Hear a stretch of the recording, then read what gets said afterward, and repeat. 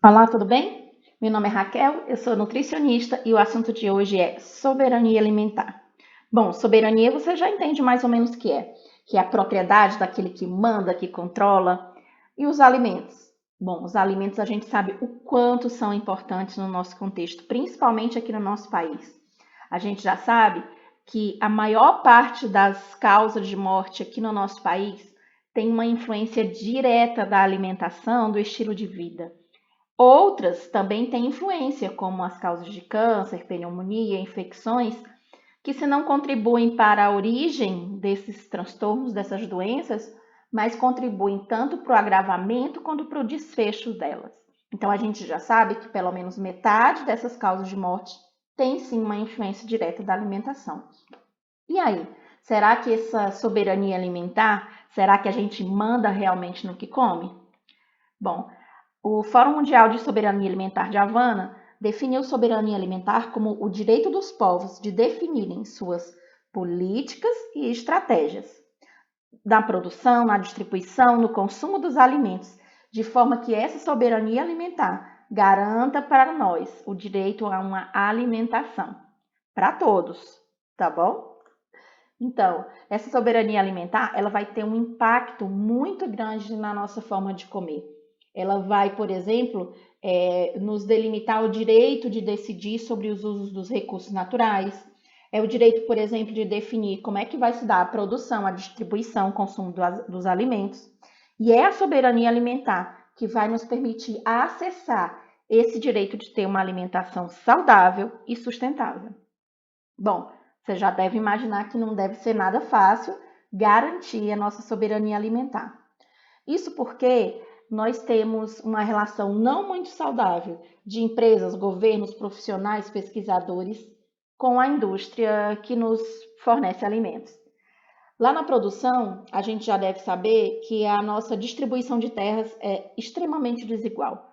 E esses grandes latifúndios que produzem alimentos, eles não abastecem diretamente as nossas mesas. Aliás, o que a gente come, quase 80%, é oriundo da agricultura familiar, porque essas grandes empresas, elas recebem lucros bilionários para abastecer apenas o mercado externo, na sua maior parte, e ela deixa para nós um rastro de trabalho escravo, de uso indiscriminado dos nossos recursos naturais, desmatamento, degradação, derrubada de florestas, contaminação da água, do solo e do ar, e escassez dos nossos mananciais. E o resultado de tudo isso é uma degradação ambiental, ou seja, enquanto elas ficam com os lucros, nós ficamos com a degradação. É um ótimo negócio.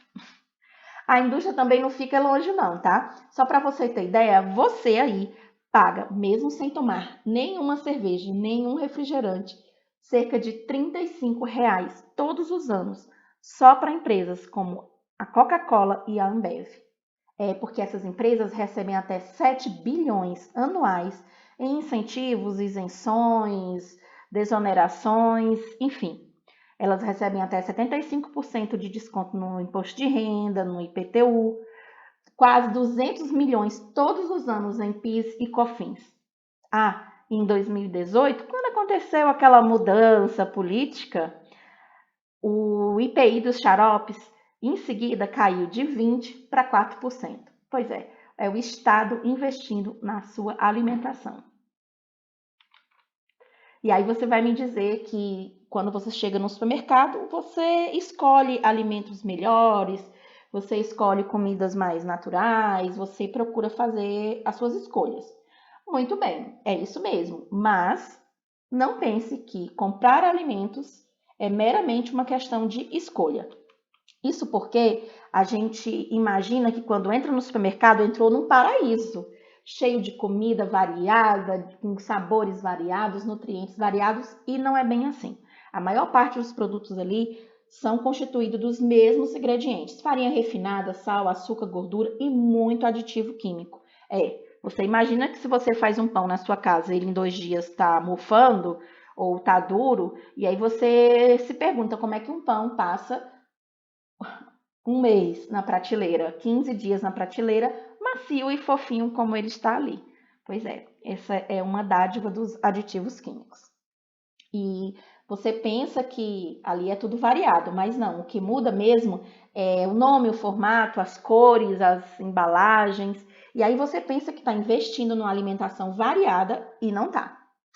E em relação às marcas, você tampouco escolhe isso também.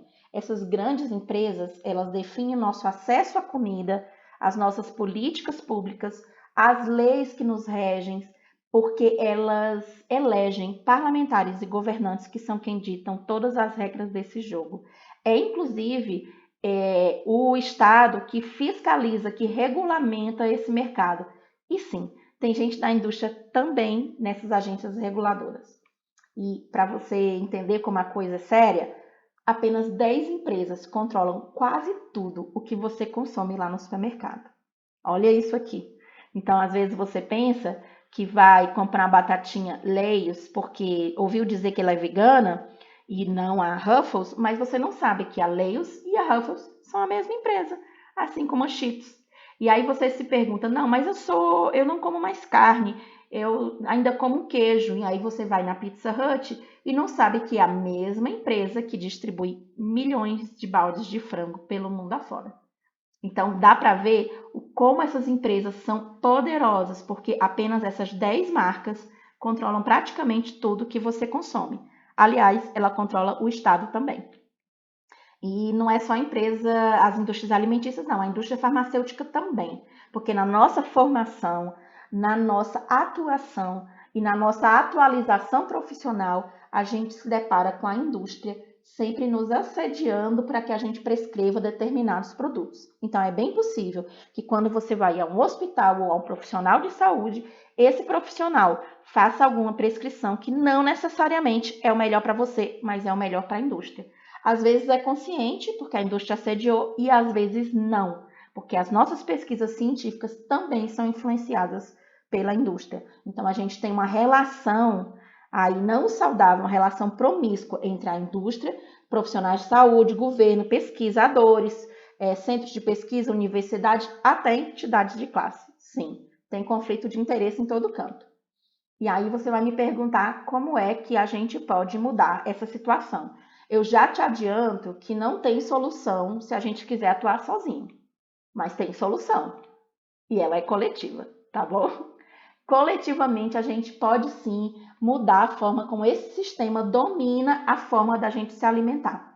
Na produção, a gente pode, por exemplo, produzir coletivamente os alimentos que chegam à nossa mesa. A gente pode escolher comprar diretamente de pequenos produtores, comprar direto na fonte e de pessoas que não estão tão à mercê dessa indústria farmacêutica e indústria de alimentos. Na distribuição, a gente pode se engajar em coletivos que promovam a transformação de verdade no mundo, para que a gente tenha uma nova forma de fazer política que proteja a população da ação dessas indústrias. No consumo, a gente pode revolucionar o nosso modo de consumir alimentos. Por exemplo, a gente sabe que comer é um ato político. Então, você pode se juntar a coletivos que dizem não para essa indústria de morte e exploração. E a exploração de pessoas, de animais e exploração do nosso ecossistema. Tá, mas isso parece um pouco longe da sua realidade, então eu vou trazer mais para pertinho da gente.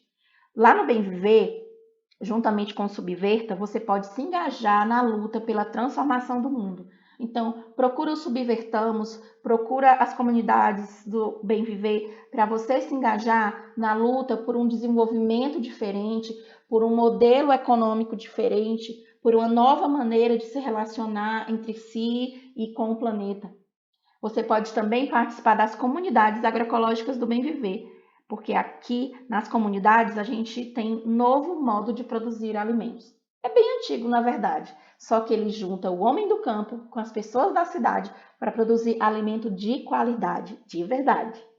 E aí, na questão política, você pode exigir mudanças em políticas tributárias, ambientais e sociais, coletivamente também, mas já ajuda se você eleger pessoas cuja ideologia seja floresta em pé, água limpa, ar puro, comida sem veneno. Mas tem uma coisa bem importante que o Fórum de Havana destacou para a gente quando ele construiu aquele conceito lá do início que eu falei. É valorizar o trabalho das mulheres. É, isso mesmo. Nós mulheres temos da natureza esse dom de gestar, parir e cuidar. e o patriarcado, achando que estava nos relegando uma posição de menos importância, nos colocou para plantar, colher, cozinhar e alimentar, porque tinha uma ideia de que isso era algo inferior.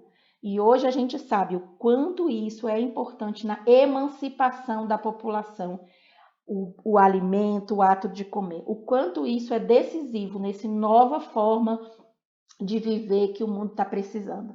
Então, se você quer um novo modelo de desenvolvimento, se você quer construir uma sociedade do bem viver, valorize o trabalho das mulheres.